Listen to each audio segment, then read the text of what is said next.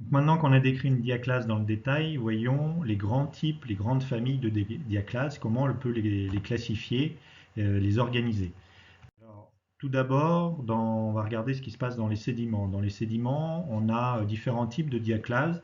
On a tout d'abord ce qu'on appelle une zone de joint, une zone de diaclase, qui en fait n'est pas une fracture continue, mais quasi continue, qui est composée par un certain nombre de fractures de diaclase qui sont parallèles et qui donnent de loin l'impression qu'on a une fracture continue. Mais dans le détail, en fait, chaque fracture, chaque zone de joint est constituée par un certain nombre de joints individuels qui se relaient les uns aux autres et qui sont parallèles les uns aux autres. Donc ça, c'est une première famille de diaclases qu'on appelle les zones de joint ou zones de diaclase. Ensuite, lorsque ces zones de joints s'organisent de manière parallèle les unes par rapport aux autres, on va parler d'un ensemble de joints, joint set en anglais, donc série de joints qui sont parallèles avec la même géométrie, c'est-à-dire en termes de pendage, en termes de direction. Donc, orientation et forme, même géométrie. Donc ça, c'est l'ensemble de joints. Si on complexifie un peu, si on a une distance, une équidistance qui est toujours la même entre les différents joints, on, on parle d'ensemble de joints systématiques, systematic joint. Donc là, comme on peut le voir sur cette figure, la distance entre chaque zone de diaclase, chaque ensemble de joints, est toujours la même, donc on parle d'ensemble de joints systématiques. L'espace est régulier entre les joints. On a parfois des ensembles de joints qui sont non systématiques, c'est-à-dire qui sont avec des orientations assez aléatoires, très irrégulières, des joints qui sont courbes, des diaclases qui sont courbes, et souvent ça fait la connexion entre des joints qui sont systématiques. Vous l'avez ici sur cette figure. On a des joints systématiques qui sont parallèles euh, les unes aux autres, ici en rouge, que je souligne en rouge. Et puis entre ces joints, vous avez des joints qui sont courbes, assez irréguliers, et qui joignent les deux zones de joints parallèles. Et lorsqu'on a plusieurs systèmes de joints systématiques, plusieurs familles de joints systématiques, on va parler de système de joints, joint system, donc qui est composé par plusieurs ensembles de joints systématiques au sein d'une même roche, d'une même formation. Et puis lorsque ça arrive régulièrement, on a un angle particulier entre ces différents joints systématiques, en particulier lorsque ces joints sont orthogonaux les uns aux autres, on parle de système orthogonal de joints. Si on continue dans les sédiments, il y a d'autres vocabulaire qui est souvent utilisé par rapport à la direction et au pendage. On peut avoir des joints qui sont parallèles à la direction, c'est ce qu'on appelle des joints longitudinaux, de diaclase longitudinale.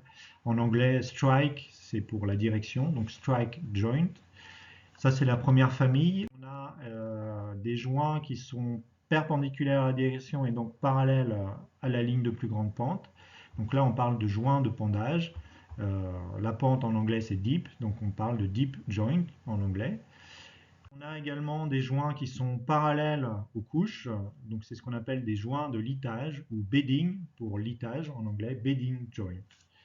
Et enfin, on a des joints qui sont aléatoirement orientés par rapport à tout ça et on parle de joints obliques. Donc, par rapport à la direction et un pendage, joints longitudinaux, joints de pendage, joints de litage ou joints obliques. Voilà, un autre type de vocabulaire qui permet d'écrire l'orientation préférentielle des fractures dans un ensemble rocheux de type sédiment.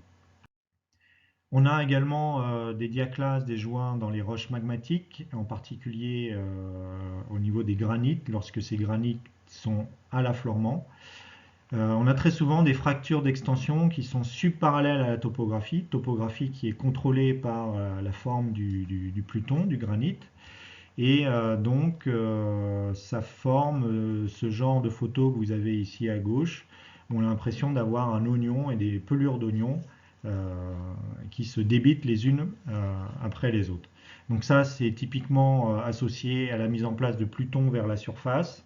On verra le mécanisme plus tard qui explique la formation de ce type de diaclase. Et on a une espèce de gros oignon qui va se débiter en pelure d'oignon, donc des fractures qui sont parallèles à la forme du granit et donc souvent à la topographie, puisque la topographie est contrôlée par la géométrie du pluton, du granit en profondeur. Donc je dis granit, hein, mais c'est un peu tous les plutons, différents types de plutons dans lesquels on trouve ce genre de diaclase. En anglais, on parle d'exfoliation joint ou de sheeted joint. Et puis un dernier type de diaclase, de fracture qu'on trouve également dans les roches magmatiques, mais cette fois qui sont associées à des laves, à la mise en place de laves en général effusives. On trouve typiquement des intrusions tabulaires dans des coulées de lave qui sont souvent épaisses, qui correspondent à des basaltes, des fractures qui forment des polygones verticaux, et qui débitent la roche sous forme de polygones.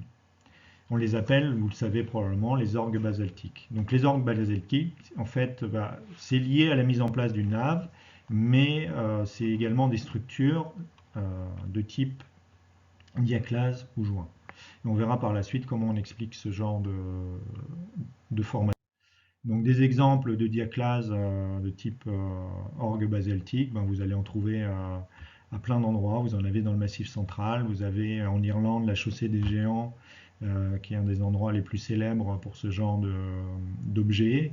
Vous pouvez aller également près de n'importe quel volcan qui émet des laves assez fluides. Vous allez trouver, comme ici en Sicile, des orgues basaltiques. Donc c'est quelque chose d'assez fréquent, et on va expliquer leur formation par la suite.